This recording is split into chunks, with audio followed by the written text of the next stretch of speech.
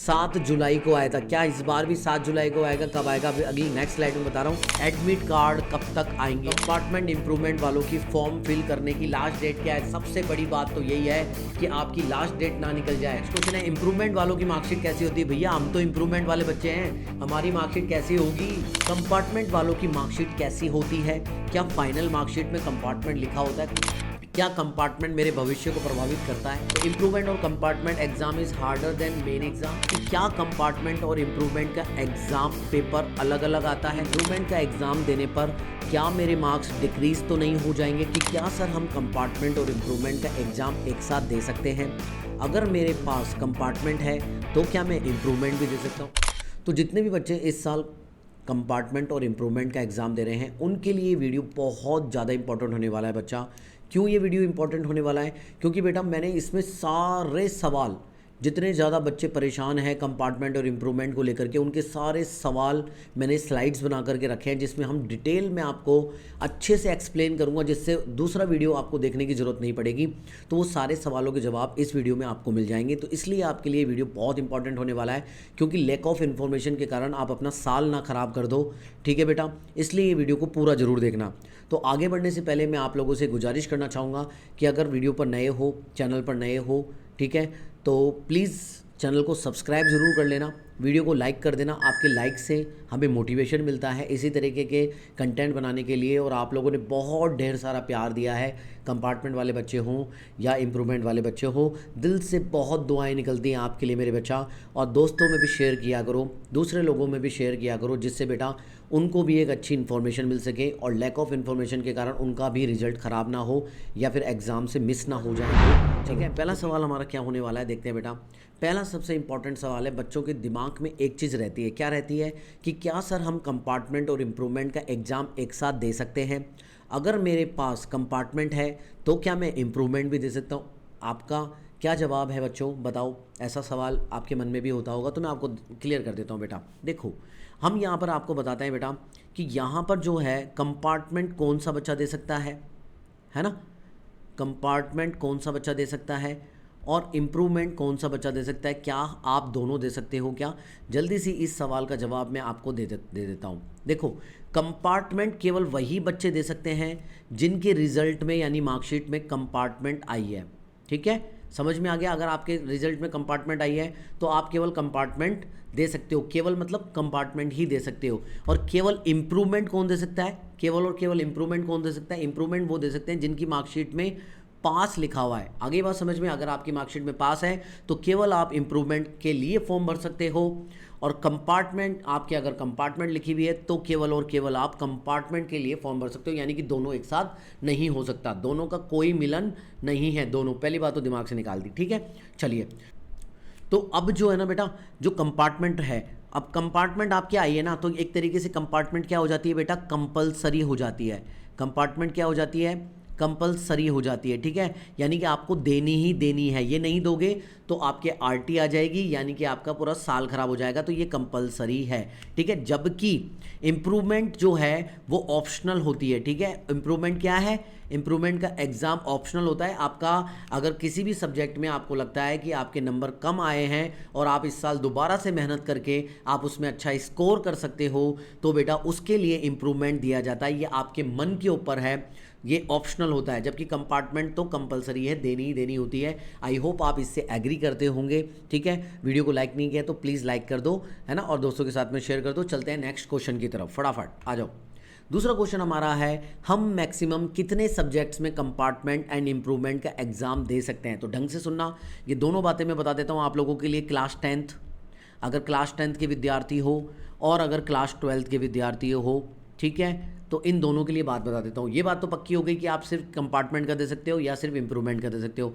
अगर आप दोनों के लिए एक ही बात है, चाहे कंपार्टमेंट का हो चाहे इंप्रूवमेंट हो, तो क्लास 10th वाले बच्चे अगर आप कंपार्टमेंट या इंप्रूवमेंट का दे सकते हो, तो इंप्रूवमेंट वाले बच्चे मैक्सिमम 2 सब्जेक्ट्स में केवल इंप्रूवमेंट दे सकते हो या कंपार्टमेंट दे सकते हो। ठीक है ना, जबकि क्लास 10th वाले बच्चे जो मैक्सिमम 2 सब्जेक्ट्स में, और ये चाहे इंप्रूवमेंट हो, ये चाहे इंप्रूवमेंट का एग्ज़ाम दे रहे हो, और अगर कंपार्टमेंट का दे रहे हो तो कंपार्टमेंट में भी आपके मैक्सिमम 2 सब्जेक्ट्स तक ही आप केवल कंपार्टमेंट दे सकते हो, मैक्सिमम 2 सब्जेक्ट में। समझ में आ गया? 2 सब्जेक्ट में अगर लगी है कंपार्टमेंट, 2 सब्जेक्ट में का कंपार्टमेंट का एग्जाम देना होगा। इंप्रूवमेंट आपका मन कर रहा है कि मेरे को 2 सब्जेक्ट में इंप्रूवमेंट देना है, तो आप मैक्सिमम 2 सब्जेक्ट में इंप्रूवमेंट दे सकते हो। एक का मन कर रहा है तो एक में भी दे सकते हो। लेकिन क्लास 12th वालों के लिए क्या है, क्लास 12th वालों के लिए भी यही है, कंपार्टमेंट हो चाहे इंप्रूवमेंट हो। मान लो आप कंपार्टमेंट का दे रहे हो, तो अगर आपके एक सब्जेक्ट में कंपार्टमेंट लगी है तो आप केवल और केवल एक सब्जेक्ट में, ओनली वन सब्जेक्ट में हम कंपार्टमेंट दे सकते हो। और अगर इससे ज़्यादा में कंपार्टमेंट लगी है तो यानी आरटी, यानी आपको अपना अगले साल दोबारा से एग्ज़ाम देना होगा। केवल एक सब्जेक्ट में कंपार्टमेंट लगी है तो ही आप कंपार्टमेंट का फॉर्म भर सकते हो। और इंप्रूवमेंट वाले बच्चों के लिए क्या है, इंप्रूवमेंट वाले बच्चे भी केवल और केवल एक सब्जेक्ट में ही आपको, एक सब्जेक्ट के लिए ही आपको अपने मार्क्स बढ़ाने का चांस मिलता है। बात समझ में आ गई? क्रिस्टल क्लियर है? ओके चलो सेकंड, अब नेक्स्ट क्वेश्चन की तरफ चलते हैं। फटाफट आ जाओ जल्दी सी। अब नेक्स्ट क्वेश्चन क्या है बेटा कि क्या कंपार्टमेंट और इंप्रूवमेंट का एग्जाम पेपर अलग अलग आता है। कुछ बच्चे पूछते हैं कि भाई कंपार्टमेंट और इंप्रूवमेंट का एग्जाम पेपर अलग अलग आता है। नहीं बेटा, दोनों का पेपर जो है वो सेम आता है। अगर कोई कंपार्टमेंट का एग्जाम दे रहा है तो उसका पेपर भी सेम आएगा और इंप्रूवमेंट वाले का भी पेपर सेम आएगा। बात पक्की समझ में आ गई? डन, आगे बढ़े। चलो फटाफट देखते हैं नेक्स्ट क्वेश्चन। अब एक बच्चे का क्वेश्चन आता है कि इंप्रूवमेंट का एग्ज़ाम देने पर क्या मेरे मार्क्स डिक्रीज़ तो नहीं हो जाएंगे। कुछ बच्चों का ये रहता है कि मैं सर इंप्रूवमेंट का देना तो चाहता हूँ, लेकिन सर क्या पता मेरे कम मार्क्स आ गए तो क्या होगा। नहीं बेटा, कभी भी डिक्रीज़ हो भी जाएंगे। मान लो आप इस साल मान लो आपके जो अभी जो इस साल किसी सब्जेक्ट्स में आपके 45 मार्क्स हैं, है ना, 45 मार्क्स हैं, और आप चाहते हो कि उसको इम्प्रूव करके मैं अपने 70 मार्क्स या इससे ज़्यादा कर लूँ, तो क्या पॉसिबल है? हाँ बेटा पॉसिबल है। लेकिन कुछ बच्चे कहते हैं कि सर क्या पता मेरे 45 में से 25 मार्क्स ही आ जाएं और क्या पता मैं फ़ेल हो जाऊँ, तो फिर क्या होगा? बेटा कुछ भी नहीं होगा। आपके जो मैक्सिमम मार्क्स है ना, जैसे इस साल आपने इम्प्रूवमेंट का एग्ज़ाम दिया और आपका जो मेन एग्ज़ाम में जो नंबर आए थे, तो इन दोनों में जो बेस्ट होगा, इन दोनों में जो बेस्ट होगा वो नंबर आपके कंसीडर किए जाएंगे। पक्का हो गया? यानी कि डिक्रीज़ होने का कोई डर नहीं है। कई जगह रूमर्स फैला रखा है कि अगर नंबर कम हो गए तो सर क्या मेरे वो नंबर कम माने जाएंगे। नहीं बेटा, नहीं माने जाएंगे। जो मैक्सिमम नंबर होंगे वही माने जाने वाले हैं। प्लीज़ वीडियो को लाइक ज़रूर कर देना। चलते हैं नेक्स्ट क्वेश्चन की तरफ फटाफट। कंपार्टमेंट का एग्ज़ाम मैं कितनी बार दे सकता हूँ? तो सुन लो मेरे बच्चों, कंपार्टमेंट वालों, अगर तुम्हारे कंपार्टमेंट आई है तो कंपार्टमेंट के लिए तुम्हारे को कितना चांस मिलता है? कोई बच्चा बताएगा? यस मेरे बच्चों, कोई टाइमिंग भी लगा देना ताकि बच्चों को पता लग जाए कि क्वेश्चन के हिसाब से कि कौन कौन से क्वेश्चन कब पूछे हैं, ताकि जिसको जो जरूरत होगी वो देख लेगा। तो कंपार्टमेंट के लिए कितने अटैम्प्ट मिलते हैं? आपको मिलते हैं 3 अटैम्प्ट मिलते हैं, यानी कि 3 चांसेस मिलती हैं। कितने चांसेस मिलते हैं? 3 चांसेस मिलते हैं। जैसे कि अभी एक एग्जाम होने वाला है। कब होने वाला है? अभी पहला अटैम्प्ट है आपका, मान लेते हैं आपका पहला अटैम्प्ट है जो कब है? 15 जुलाई से स्टार्ट है। ठीक है, एक अटैम्प्ट आपने दिया। मान लेते हैं कि आप इसमें पास नहीं हुए, फिर इसके बाद में कब दोगे? फिर उसके बाद में जो मेन एग्जाम होगा ना, अभी जो एक्चुअल में जो क्लास 10th और 12th वालों का जो मेन एग्जाम होने वाला है, कब सर? 2025 में। फिर उसमें तुम्हारे को अपियर होने का मौका मिलेगा। मान लेते हैं तुम उसमें भी फेल हो गए, तो तुम्हारे को एक लास्ट अटैम्प्ट मिलेगा। और वो लास्ट अटैम्प्ट कब होगा बेटा? यानी कि अगली बार, जैसे इस बार 15 जुलाई वाले हैं ना, उसमें आप फर्स्ट अटैम्प्ट वाले तो एग्जाम दे ही रहे हो, साथ में लास्ट अटैम्प्ट वाले, थर्ड अटैम्प्ट वाले कौन कौन बच्चे हैं वो भी बता देना। ऐसे प्राइवेट कैंडिडेट दे रहे होंगे, वो उन्होंने अपना फॉर्म खुद से भरा होगा, तो वो थर्ड अटैम्प्ट वाले बच्चे भी वो 15 जुलाई को दे रहे हैं। तो फिर अगली बार वापस से मान लेते हैं 15 जुलाई को ही तुम्हारा एग्जाम होता है। कब? 2025 को। और ये तुम्हारा एग्जाम कब से हो जाएगा? मान लेते हैं 15 फरवरी 2025 को होगा। फिर उसके बाद में 15 जुलाई 2025 को होगा। इस तरीके से कंपार्टमेंट वाले बच्चों को, इंप्रूवमेंट वालों को नहीं, ध्यान रखना, कंपार्टमेंट वाले बच्चों को 3 अटैम्प्ट्स मिलते हैं, यानी कि 3 चांसेस मिलते हैं। एग्री करते हो तो राइट का निशान लगा लो, थम्स अप दे दो, कमेंट बॉक्स में कमेंट करके टाइमिंग भी लिख देना ताकि बच्चों को पता लग जाए। ठीक है ना, ये मैनेजमेंट तुम्हारा। चलिए नेक्स्ट क्वेश्चन क्या है? इंप्रूवमेंट का एग्जाम मैं कितनी बार दे सकता हूं? तो बच्चों ये सबसे बड़ा मिसकंसेप्शन बच्चों के साथ में भी है। इंप्रूवमेंट का एग्ज़ाम केवल और केवल मेरे बच्चों आप इसी साल दे सकते हो और इसमें कोई और अटेम्प्ट नहीं मिलता है। केवल और केवल एक चांस मिलती है जो इस बार आपको मिलने वाली है। जो एग्ज़ाम होने वाला है 15 जुलाई 2025 को, इसी को ही तुम्हारा लास्ट चांस है। इसी में ही आप अपना इम्प्रूवमेंट दे सकते हो और कोई अनदर चांस नहीं मिलता है। नेक्स्ट ईयर कोई पॉसिबिलिटी नहीं है अपने इम्प्रूवमेंट का एग्ज़ाम देने के लिए। पक्का जो मैं बता रहा हूँ एकदम पक्की खबर है। और आपको भी लगता है कि कैसी इन्फॉर्मेशन मैंने दी है, सभी इन्फॉर्मेशन कवर करी है नहीं करी है बताना। और फिर भी आपका कोई सवाल होगा तो आप मुझे कमेंट बॉक्स में कमेंट करके पूछ सकते हो, सभी का रिप्लाई मैं देने वाला हूँ। लेकिन आपका लाइक शेयर रुकना नहीं चाहिए। बिल्कुल मेरे बच्चों, इसी तरीके की वीडियोस बनाता रहूँगा। तो इंप्रूवमेंट वालों को भी पक्का हो गया, एक ही चांस मिलेगा, तो इसी में पूरा दम लगा देना और अच्छे से सब्जेक्ट्स को पढ़ लेना, ठीक है। चलिए नेक्स्ट क्वेश्चन देखते हैं क्या कह रहा है। क्या इंप्रूवमेंट और कंपार्टमेंट वालों का सिलेबस सेम होता है? एक बच्चा पूछ रहा है इंप्रूवमेंट और कंपार्टमेंट का सिलेबस सेम होता है क्या? इंप्रूवमेंट और कंपार्टमेंट का सिलेबस मेन एग्जाम से डिफरेंट होता है? तो बिल्कुल नहीं बेटा। इंप्रूवमेंट वालों का एग्ज़ाम, इंप्रूवमेंट वाले और कंपार्टमेंट वाले, सुन रहे हो, और कंपार्टमेंट वालों का सिलेबस एकदम सेम होता है, एकदम सिलेबस सेम ही होता है, क्योंकि सेम ही पेपर आता है तो सेम ही सिलेबस होने वाला है। और सेम, क्या ये मेन एग्ज़ाम से डिफरेंट होता है? नहीं। मेन एग्ज़ाम में, यानी मेन एग्ज़ाम 2024 के बच्चे हो और 2025 के बच्चे हो, तो तुम्हारा जो भी सिलेबस था वही सिलेबस तुम्हारा रहने वाला है ना। मेन एग्ज़ाम के बराबर ही सेम सिलेबस तुम्हारा रहता है, ठीक है ना। तो सिलेबस की भी कोई झंझट नहीं है, आप लोगों ने पहले से पढ़ रखा होगा, तो इस बार दोबारा पढ़ने में तुम्हें कोई दिक्कत नहीं आएगी। तो सिलेबस एकदम सेम रहता है, समझ रहे हो, इंप्रूवमेंट वाले और कंपार्टमेंट वालों का भी, और ये मेन एग्जाम से कोई डिफरेंट सिलेबस नहीं होता है। नेक्स्ट क्वेश्चन की तरफ चलते हैं, फटाफट आ जाओ। तो इंप्रूवमेंट और compartment exam is harder than main exam, कि मेन एग्जाम में आपने पेपर दिया था, आपकी कंपार्टमेंट लगी, तो क्या सर उससे ज़्यादा हार्ड आता है, डिफ़िकल्ट आता है, ईजी आता है? सर कैसा आता है? तो मैं आप सभी बच्चों को ये एक बात बताना चाहता हूँ, मेरी तरफ से मैं कहना चाहूँगा बेटा, ये ईजी टू मॉडरेट आता है, ईजी टू मॉडरेट आता है। बताओ सर क्यों इजी टू मॉडरेट आता है? सर इजी टू मॉडरेट आता है, इजी, बहुत ज़्यादा इजी भी नहीं कहेंगे, लेकिन मेन एग्जाम में जो आपने पेपर दिया था ना, उससे तो इजी ही आता है। क्यों आता है इजी? मैं तो कहूँगा स्टार लगा देता हूँ कि ये तो इजी ही होता है, मैं इजी बोल सकता हूँ, लेकिन अगर मैं इजी बोल दूंगा तो तुम लोग पढ़ाई नहीं करोगे ढंग से, इसलिए मैं कहूँगा कि थोड़ा सा डिफिकल्टी लेवल भी रहता है, ठीक है। लेकिन ईजी क्यों आता है आपका खुद को, इसका मैं जवाब दे देता हूँ साइंटिफिकली, कि बेटा क्या हो गया कि ये जो पेपर हो रहा है ना, ज़्यादातर उन बच्चों के लिए हो रहा है जो पहले मेन एग्जाम में अच्छा नहीं कर पाए थे, जो या तो फेल हो गए थे, एज ए कंपार्टमेंट दे रहे हैं, तो उनको दोबारा से फेल तो करना नहीं चाहेंगे, है ना। और कॉपी भी लीनियंट चेकिंग होगी, उन्हें पता है कि भाई यार जो बच्चे पहले किसी कारण से रह गए थे, इस बार उनका साल नहीं खराब होने देते हैं, तो लीनियंट कॉपी चेक होती है और पेपर भी जो है वो बिल्कुल ईजी बनता है आप लोगों को देखते हुए, ठीक है। और इम्प्रूवमेंट वाले बच्चों का भी इसमें अच्छा स्कोर करने के चांसेस होते हैं, तो आप अच्छा स्कोर कर सकते हो, यानी इजी रहता है, ठीक है। आगे समझ में, क्योंकि उन्हें पता है ना भाई, कोई टॉपर वॉपर तो दे नहीं रहे हैं एग्जाम, वो बच्चे दे रहे हैं जो जिनको इस सब्जेक्ट में प्रॉब्लम थी, जो अच्छे से कमांड नहीं कर पाते हैं सब्जेक्ट, केवल वो पास होना चाहते हैं या अच्छा करना चाहते हैं, इस कारण से जो पेपर बनता है वो भी डिफ़िकल्ट लेवल कम होता है। और दूसरा, जो एग्जामिनर कॉपी चेक करता है वो भी एक लीनियंट तरीके से कॉपी चेक करता है, कोशिश करता है ज़्यादा से ज़्यादा बच्चों को पास कर दिया जाए। तो आई होप आप अच्छे से पढ़ाई करोगे और अच्छा स्कोर करोगे, बहुत अच्छा मौका है आपके पास, चांस है, ठीक है। वीडियो को लाइक कर देना बेटा प्लीज़, ओके, बहुत मदद मिलेगी आपकी। चलिए आगे बढ़ते हैं, नेक्स्ट क्वेश्चन। तो यहाँ पर नेक्स्ट क्वेश्चन है, what is the passing criteria in compartment exam for class 10th and 12th? बच्चों यहाँ पर हमारे को पूछ रहा है पासिंग क्राइटेरिया क्या है, तो बेटा वही पासिंग क्राइटेरिया है जो मेन एग्जाम में होता है। फिर भी मैं बता देता हूँ, क्योंकि बहुत सारे बच्चों को कन्फ्यूजन रहता है। जैसे क्लास 10th वाले बच्चे हैं, अभी क्लास 10th वाले बच्चे हो गए और क्लास 12th वाले बच्चे हो गए, इन दोनों में डिफरेंस है। क्या डिफरेंस है? सर जो क्लास 10th वाले बच्चे हैं ना, इनको ओवरऑल का मतलब मेरे बच्चों, एक तो आपका थ्योरी होती है, एक तो आपका थ्योरी का पेपर आता है जिसका थ्योरी का पेपर आप देने वाले हो, और एक आपका इंटरनल असेसमेंट होता है या फिर प्रैक्टिकल के मार्क्स होते हैं। पक्का? हाँ सर।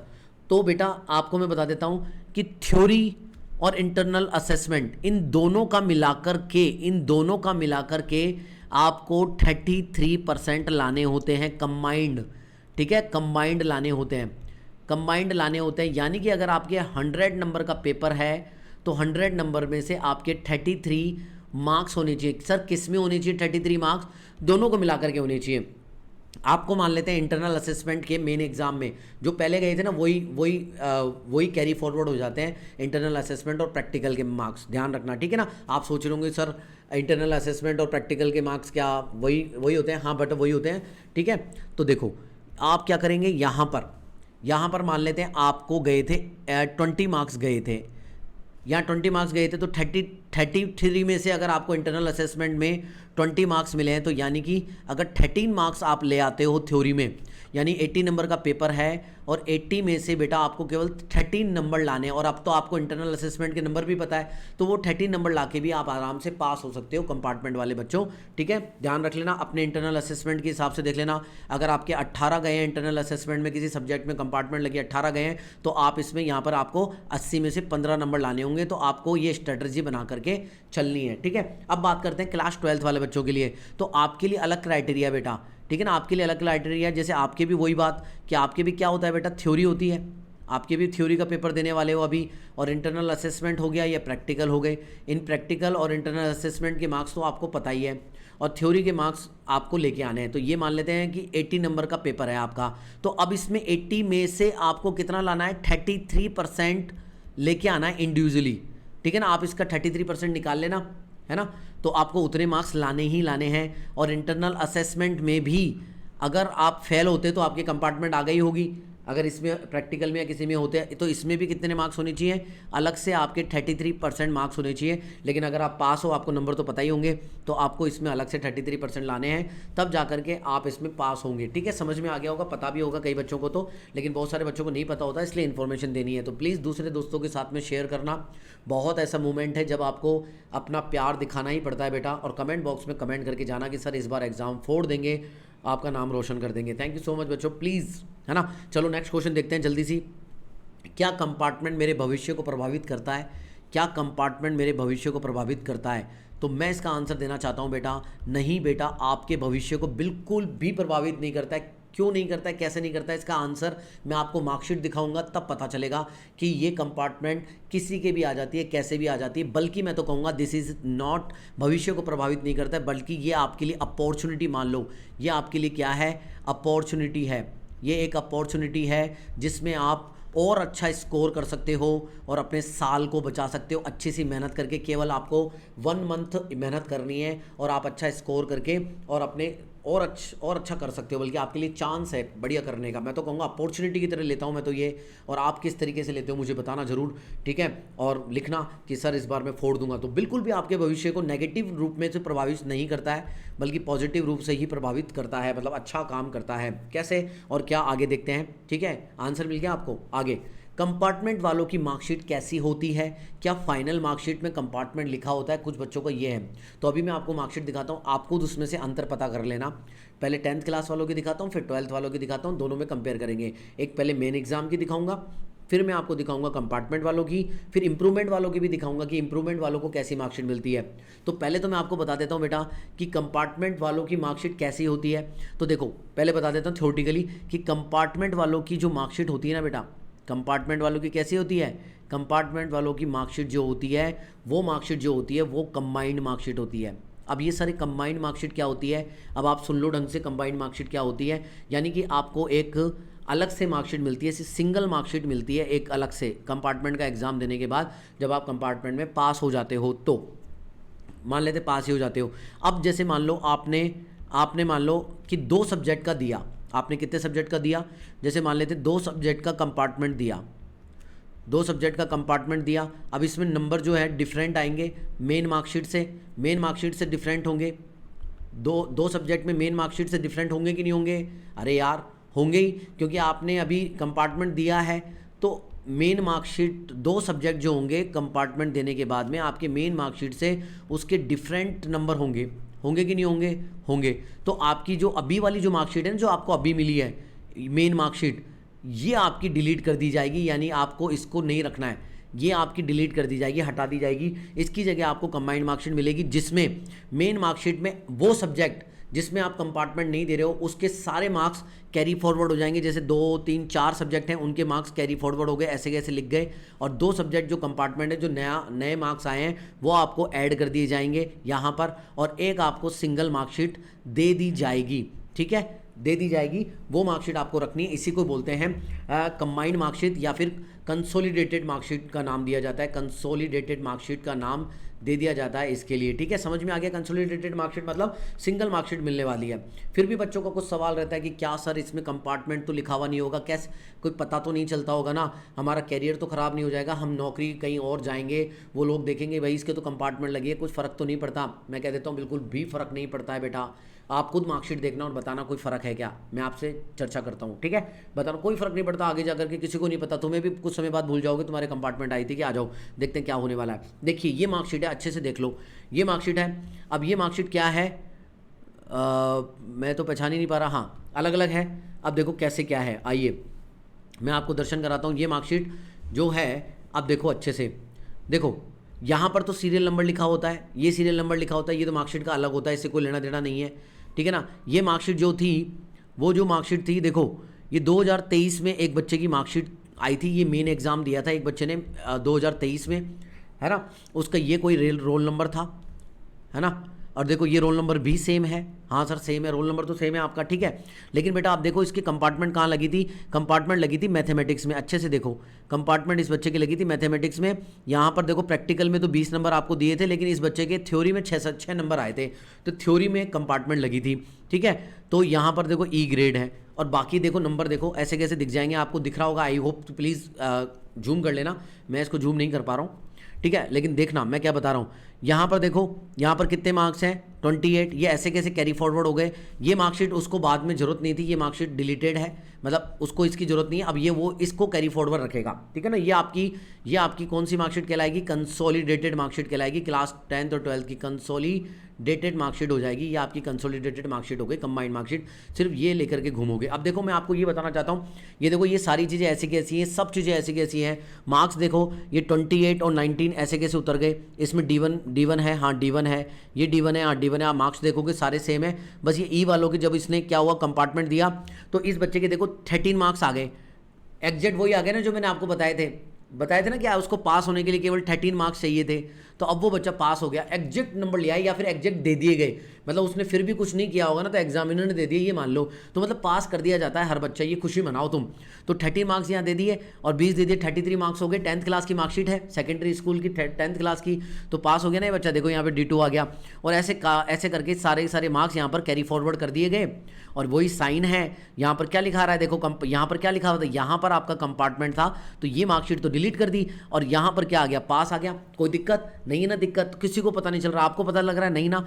और यहाँ पर बस ये डेट का फर्क होता है, ये जो है 12/5/2023 को आई थी, जब आपका रिजल्ट डिक्लेयर हुआ था तब आई थी, और ये वाली जो है जब आप कंपार्टमेंट का एग्जाम दे दोगे उसके बाद में आएगी, बस डेट का डिफरेंस होता है, डेट का किसको लेना देना। और दूसरी बात सुनो, यहाँ पर कहीं पर भी पता लग रहा है क्या कि कंपार्टमेंट लिखा हुआ है, इस बच्चे की कंपार्टमेंट आई थी, लेकिन फिर भी मैं आप लोगों को बता देता हूँ कि इसमें सिर्फ एक जगह पर लिखा होता है कि ये मार्कशीट रेगुलर वाले बच्चे की है या कंपार्टमेंट वाले बच्चे की है, वो सिर्फ आपको और मुझे पता होता है, बोर्ड के एग्जाम वालों को क्या है वो कोई देख के बताएगा। हाँ इसके कोने में आप देखोगे, देखो बेटा यहाँ इसका तो यहाँ पर तो कट गया, यहाँ पर कुछ नहीं है ना, यहाँ देखोगे ना तो यहाँ आपको यहाँ C दिखेगा, यहाँ पर कोने में क्या लिखा हुआ है, ऐसे C करके लिखा हुआ है, अगर आपको जूम नहीं करके देखना आ रहा तो देखो यहाँ पर ऐसे ऊपर ही ऊपर जहाँ मैंने गोला बनाया ना, उसमें एक छोटा सा इत्तू सा मतलब चीटी भर सा नजर आ रहा है, ये है ना, वो है C। ये क्यों है, ये ताकि डिफरेंस रहे कि ये मेन की मार्कशीट है और ये कंपार्टमेंट वाले बच्चों के लिए मार्कशीट है, बाकी कोई डिफरेंट नहीं है। और आगे किसी भी नौकरी में किसी भी कॉलेज में जाते हो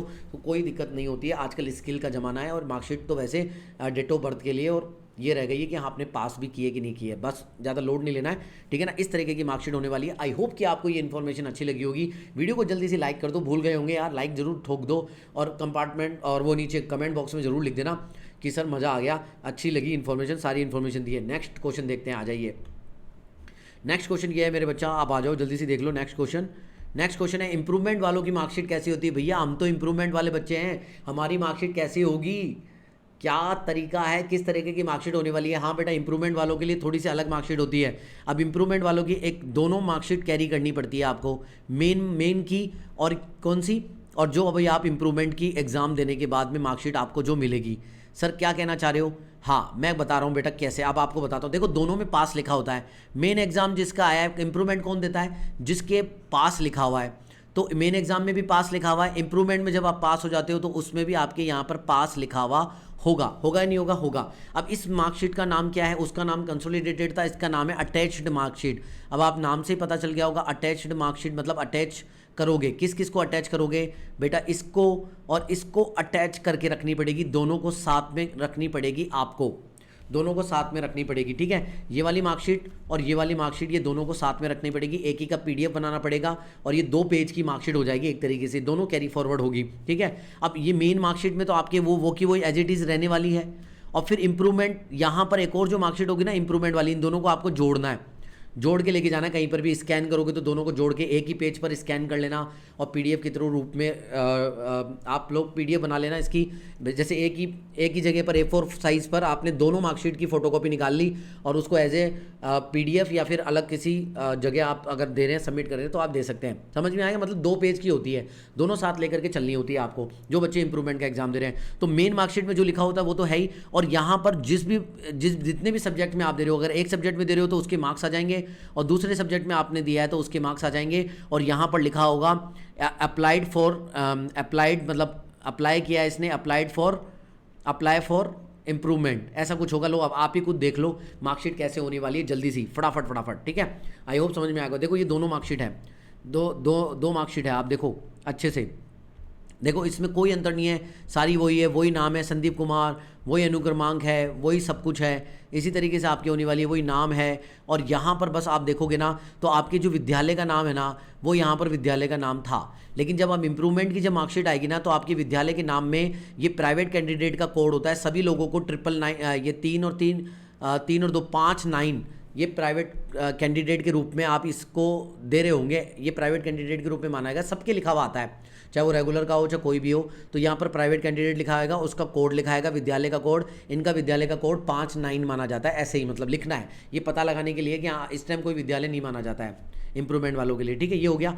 फिर उसके बाद में आपने अगर 1 में दिया है, 2 में दिया है, 3 में दिया है, ये 1 वाले बच्चों की है, ये 3 वाले बच्चे की, तो इसने 3 में दिया था, 3 में दिया तो उसके ये मार्क्स आए हैं, ये मार्क्स आए हैं 67, 58 और 59, ठीक है। तो इसको ये मार्कशीट भी रखनी है और इसको ये मार्कशीट भी रखनी है, और यहाँ पर लिखना है अपियर्ड फॉर इम्प्रूवमेंट, कि ये जो बच्चा है यहाँ पर सिर्फ ये लिखा हुआ आता है अपियर्ड फॉर इम्प्रूवमेंट, कि ये वाली मार्कशीट जो है इम्प्रूवमेंट वाले बच्चे की, इसने अपियर्ड फॉर इम्प्रूवमेंट के लिए एग्जाम दिया था, ये आपके यहाँ पर पास लिखा हुआ ही है। ओवरऑल ये 27 तारीख को रिलीज़ हुई थी जब एग्जाम का रिजल्ट आया था, जब आपका रिजल्ट आएगा तब ये 2014 में आया था, तो ये हो गया। बाकी आपके अपियर्ड फॉर इम्प्रूवमेंट लिखा हुआ आएगा और उसके अलावा कुछ नहीं लिखा हुआ आएगा कि आपने इम्प्रूवमेंट का दिया था, ठीक है। और आपके रिजल्ट में XXX ऐसे करके आएगा, इसका मतलब होता है कि पास हो आप, ये भी लिखने की जरूरत नहीं होती है, ऑटोमेटिकली उसका मतलब पास होता है।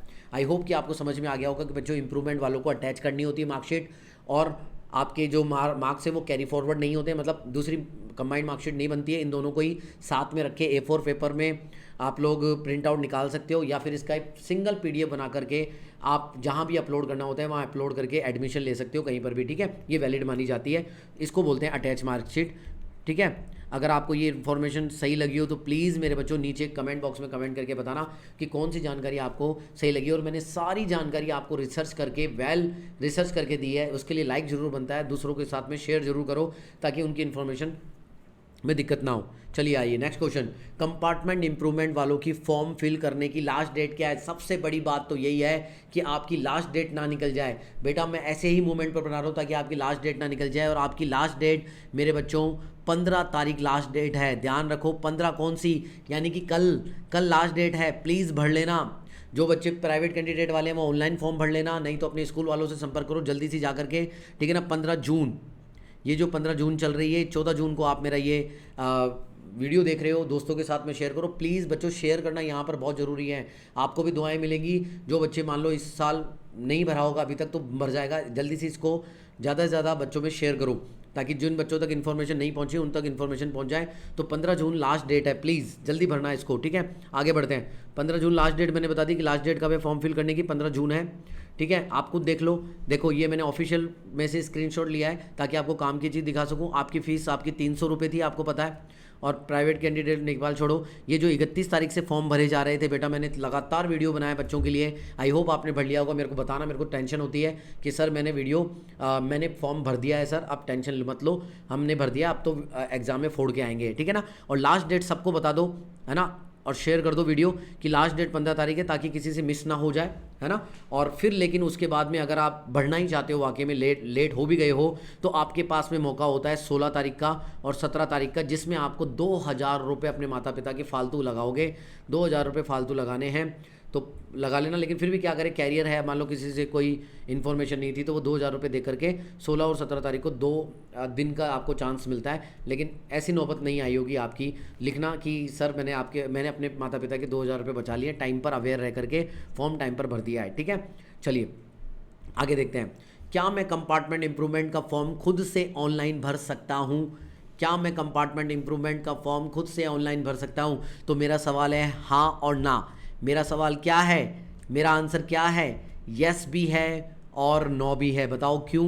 बेटा यस उन बच्चों के लिए है जो बच्चे एज ए प्राइवेट कैंडिडेट हैं, as a private candidate form भर रहे हैं इस बार। आप बताना मेरे को एज ए प्राइवेट कैंडिडेट हो या नहीं हो। और जो ऐसे नो, जो बच्चे रेगुलर स्टूडेंट है, रेगुलर माने गए हैं। रेगुलर कौन माने गए हैं? जिनका फर्स्ट अटैम्प्ट है। आपका फर्स्ट अटैम्प्ट है या थर्ड अटैम्प्ट है बताना। जिनका फर्स्ट अटैम्प्ट है, जिनका फर्स्ट अटैम्प्ट है। और यहाँ पर प्राइवेट कैंडिडेट कौन माने जाएंगे? जो बच्चे थर्ड अटैम्प्ट दे रहे हैं, जिनका लास्ट अटैम्प्ट है, थर्ड यानी कि लास्ट। आपका लास्ट है फर्स्ट है मुझे बताना, ठीक है ना। तो आप तो बेटा एक लिंक दिया था मैंने आप लोगों को, है ना, ऑफिशियल वेबसाइट पर भी मिल जाएगा। उस लिंक पर क्लिक करके आप ऑनलाइन फॉर्म भर सकते हो, अभी भी भर सकते हो, ठीक है ना। वहाँ पर आपको अपनी फ़ोटो और सिग्नेचर अपलोड करने होते हैं, ठीक है। और आपको चूज़ करना होता है कि आप कंपार्टमेंट का एग्ज़ाम दे रहे हो या इम्प्रूवमेंट का एग्ज़ाम दे रहे हो। तो और वहाँ पर अपने सब्जेक्ट को चूज़ करके ऑनलाइन फीस सबमिट हो जाती है, वहाँ पर आप अपना फॉर्म भर सकते हो। कितने बच्चों ने भर दिया मुझे बताना, अभी भी कोई एरर है तो मुझे नीचे बता देना। और रेगुलर वालों का कौन भरता है सर? रेगुलर वालों का ऑनलाइन ही भरा जाता है, लेकिन आप खुद से नहीं भरते हो, ये भरते हैं आपके स्कूल वाले। क्या स्कूल वालों ने आपका फॉर्म भर दिया? कितने रुपए लिए? 300 रुपये लिए पर सब्जेक्ट या ज़्यादा लिए? बता देना मेरे को प्लीज़। स्कैम तो नहीं किया स्कूल वालों ने, ठीक है ना। तो ये रेगुलर, आप रेगुलर कहलाते हो। फर्स्ट अटैम्प्ट वाले बच्चे जो पहली बार अटैम्प्ट दे रहे हैं, तो उनका फॉर्म जो स्कूल वाले भरते हैं, आई होप भर दिया होगा, ठीक है। और आपका एडमिट कार्ड कब आएगा ये भी मैं बताने वाला हूँ। और जो बच्चे प्राइवेट कैंडिडेट है वो ऑनलाइन भरेंगे। आई होप आपको ये इन्फॉर्मेशन सही लगी होगी, ठीक है। आ गई? कोई दिक्कत नहीं। वीडियो को लाइक कर दो, शेयर कर दो फटाफट। चलिए नेक्स्ट क्वेश्चन। नेक्स्ट क्वेश्चन है बेटा, कंपार्टमेंट इंप्रूवमेंट वालों की एग्जाम डेट क्या है? अरे भाई कंपार्टमेंट और इम्प्रूवमेंट वालों की एग्ज़ाम डेट आ गई क्या? हाँ बिल्कुल आ गई मेरे बच्चों, ठीक है। मेरे तो 2 सब्जेक्ट के एग्ज़ाम हैं। क्या दोनों के एग्ज़ाम एक ही दिन में होंगे? कितने सब्जेक्ट के हैं? क्या दोनों दो में अगर आपने इम्प्रूवमेंट भरा है और 2 में आपने कंपार्टमेंट भरा है, क्या दोनों एक ही दिन में होने वाले हैं? नहीं बेटा, एक ही दिन में नहीं होने वाले। मैं आपको बता देता हूँ। अगर 12th क्लास के बच्चे हो तो आपके लिए तो कुछ है ही नहीं, क्योंकि आपके पास में ऑप्शन ही नहीं है। केवल एक सब्जेक्ट का तो ऑप्शन है, एक सब्जेक्ट में ही आपको या तो इम्प्रूवमेंट दे रहे होंगे या आप कंपार्टमेंट दे रहे होंगे। तो आपकी तो एक ही तारीख फिक्स हो गई। कब है सर? 15 जुलाई को। तो केवल और केवल आपका तो 15 जुलाई को है। आपको तो कुछ भी ध्यान नहीं रखना है भैया, 15 जुलाई को है जो भी सब्जेक्ट में है, ठीक है। बात आती है 10th वाले बच्चों की, तो बेटा आपको एक दिन में नहीं एग्ज़ाम होगा। वो मैं आपको बता देता हूँ, डेट शीट आ चुकी है। आई होप कि आपने देख लियो कि मैंने वीडियो भी बनाया था। तो 10th क्लास वालों की तो 2 सब्जेक्ट में दे सकते हैं वो, तो उनकी तो अलग अलग दिन है। लेकिन शुरुआत जो हो रही है वो 15 जुलाई से हो रही है। सारे बच्चों में फैला दो भैया, कहीं वो सोते ना रह जाएं, एग्ज़ाम की डेट निकल जाए। तो 15 जुलाई से हो रहे हैं। तो कब कौन से सब्जेक्ट में है ये मेरे को नीचे कमेंट बॉक्स में कमेंट करके बताओ, आपके कौन कौन से सब्जेक्ट में है। और आपकी डेट भी मुझे मेंशन करना नीचे, ताकि दूसरे बच्चों को भी पता लग जाए कि कब कौन से सब्जेक्ट की। क्योंकि वीडियो पूरा देखने की आदत नहीं है उनकी मदद करना तुम। देखो अब देखो, शायद आप लोगों को दिख रहा होगा, मैं आपको बोलता भी चलता हूँ। यहाँ पर बेटा मैं आपको बता देता हूँ, अच्छे से नोट कर लेना क्लास 10th वाले बच्चे स्पेशली। अगर आपका सोशल साइंस यानी SST में है ना। टाइमिंग तो बेटा आपकी क्या रहने वाली, एक ही टाइमिंग है आपकी, 10:30 बजे से लेकर 1:30 बजे तक आपकी ये वो मेन एग्जाम वाली टाइमिंग है। आई होप कि आपकी यही टाइमिंग होगी, पहले भी आपको पता ही होगा, तो वही टाइमिंग होने वाली। टाइमिंग तो सेम है, इस टाइमिंग को नोट कर लो, मेन एग्जाम वाली टाइमिंग होगी। अब मैं आपको एक एक करके बता देता हूँ। SST में अगर किसी की कंपार्टमेंट लगी है तो उसका जो एग्ज़ाम होने वाला है बेटा, वो कितनी तारीख को होगा? 15 तारीख को, 15 जुलाई को, यानी कि 15 तारीख को होगा। अब जुलाई आएगा, ठीक है ना। SST अगर किसी की हिंदी में है, चाहे वो कोर्स ए हो या B हो, उसका एग्ज़ाम कब होने वाला है? उसका एग्ज़ाम 16 जुलाई को होगा। बता दो सबको, ठीक है ना। और आपका कब है ये भी मुझे बता देना। और साइंस वाले बच्चों का, आपका ज़्यादातर बच्चों की साइंस में आई है, देख लेना कमेंट बॉक्स में। आपके किस में आई है? साइंस में आई है ना, ज़्यादातर साइंस में आई है। पता नहीं क्यों अंडर एस्टिमेट बच्चे कर रहे थे इस बार। 18 तारीख को आपको देना है एग्ज़ाम, तैयार हो जाओ। पढ़ना है तो मुझे बता देना, ठीक है। इंपॉर्टेंट क्वेश्चन दे दूँगा लास्ट टाइम पर, एनी टाइम बढ़िया बढ़िया दूंगा, जो रटते चले जाओगे। लेकिन अभी आपको पढ़ना है और मुझे मैसेज भी करना है कि सर मुझे इंपॉर्टेंट क्वेश्चन दे दीजिए, पढ़ना है, तो दे दूंगा मैं आप लोगों को। टेंशन नहीं है। वीडियो को सब्सक्राइब और लाइक और शेयर कर देना, ठीक है। चलो, तो साइंस वालों का 18 तारीख को हो गया। मैथमेटिक्स का, अगर मैथ्स का आपका चाहे वो बेसिक्स का हो, चाहे वो बेसिक हो, चाहे वो स्टैंडर्ड हो, चाहे वो क्या हो, स्टैंडर्ड हो। तो आपका एग्ज़ाम कब होने वाला है बेटा? आपका एग्ज़ाम होने वाला है ये 19 जुलाई को। कब होगा सर? 19 जुलाई को होगा। बिल्कुल तैयार हो जाओ मैथ्स वालों की जिसकी भी है बता देना, पढ़ना हो तो मैं पढ़ा दूंगा, एक एक क्वेश्चन अच्छे से करवा दूंगा, इंपॉर्टेंट, ठीक है। और फिर क्या होने वाला है सर? इंग्लिश का। इंग्लिश में अगर किसी की आई है, चाहे वो कम्युनिकेटिव हो चाहे वो कैसी भी हो, तो उनको देना है एग्ज़ाम 20 जुलाई को। कब देना है? 20 जुलाई को। सारे बच्चों को फैला दो डेट शीट, ठीक है। और अगर किसी का एडिशनल जो पेपर होता है, एडिशनल जो सब्जेक्ट होता है, जिसकी लैंग्वेज के जो पेपर होते हैं, एडिशनल सब्जेक्ट है, उसमें आइए। एडिशनल सब्जेक्ट में अगर आपकी कंपार्टमेंट आ गई है तो वो बेटा होने वाली है 22 तारीख को। सबसे लास्ट पेपर यही होगा, 22 जुलाई को रखी है, ठीक है। अब आप मुझे एक काम करोगे, बस मुझे ये बताओगे कि आपके कौन कौन से सब्जेक्ट्स में कंपार्टमेंट है और आप उसको पढ़ने के लिए क्या कर रहे हो, क्या मुझे कुछ इंपॉर्टेंट क्वेश्चन आपको देने चाहिए, और आपका एग्ज़ाम कब है ये मुझे बता देना। आपके एग्ज़ाम का डेट भी लिख देना, ताकि सभी बच्चे डेट मेंशन कर देंगे तो बच्चों को दिक्कत नहीं आएगी, ठीक है। चलिए नेक्स्ट क्वेश्चन नेक्स्ट देते हैं। तो बेटा ये तो 12th वालों का है, आप सभी को पता है, बस 12th वाले ध्यान रखना, जा कर के देख लेना। ये 12th वालों का है, आपका तो एक ही दिन है तो ज़्यादा बड़ी बात नहीं, 15 तारीख को ही। आगे देखते हैं। सबसे इम्पॉर्टेंट और लास्ट क्वेश्चन आपका ये रहने वाला है, जो कि क्या है? एडमिट कार्ड कब तक आएंगे। आपको इसका पूरा एनालिसिस करके मैं आपको बता देता हूँ, एडमिट कार्ड कब तक आएंगे। हर एक इन्फॉर्मेशन ढंग से सुनना, एडमिट कार्ड कब आने वाले हैं, कहाँ से डाउनलोड करोगे और कब मिलने वाले हैं, ठीक है। चलिए यहाँ पर मैं आपको लोगों को बता देता हूँ कि 2023 और 2024 का मैं कंपैरिजन कर रहा हूँ कि रिजल्ट का अनाउंसमेंट कब हुआ था बच्चों। 2023 में 12 तारीख को हुआ था और 2024 को 13 मई को हुआ था, ठीक है।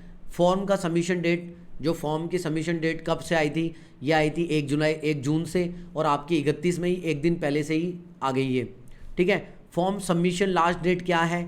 इनकी 15 जून को थी और आपकी भी 15 जून को, ये सेम डेट है, ठीक है। और जल्दी से जाकर के फॉर्म भर लेना अगर जिसने नहीं पढ़ा हो। और डेट शीट का अनाउंसमेंट कब हुआ था?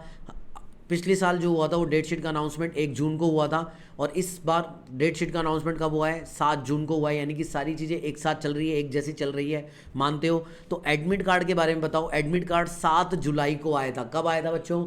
7 जुलाई को आया था। क्या इस बार भी 7 जुलाई को आएगा? कब आएगा अभी अगली नेक्स्ट स्लाइड में बता रहा हूँ। तो 7 जुलाई को पिछली बार आया था।